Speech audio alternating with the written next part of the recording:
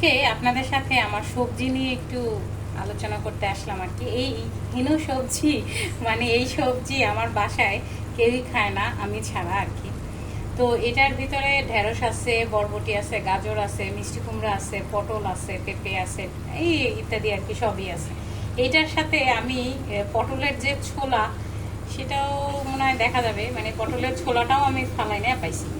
পটলের ছোলাটাও আমি ফালাই নেই, এটার ভিতরে দিয়ে দিছি। এটা তেমন কিছুই না, জাস্ট পানি দিয়ে আর হলুদ আর আদা কুচি, রসুন কুচি আর পেঁয়াজ কুচি আর কাঁচামরিচ কুচি দিয়ে জাস্ট এই সবজিটা করে আমি আর কি খাই। যে কোনো কিছুই থাকুক না কেন, মাছ থাকুক, মুরগি থাকুক বা গরুর মাংস থাকুক, এটার পাশে আমি এরকম এক বাটি সবজি নিয়ে আর কি খাই। এটা 2 বেলার জন্য তৈরি করতেছে। আমার বাসায় কেউ এই সবজি খায় না, তাদের ধারণা মতে যে এই সবজি আসলে খুবই বিচ্ছিরি খাইতে, কিন্তু আসলে খাইতে খুবই মজার। আলহামদুলিল্লাহ সব কিছুর জন্য। আচ্ছা, জায়গা টাটা, আল্লাহ হাফেজ।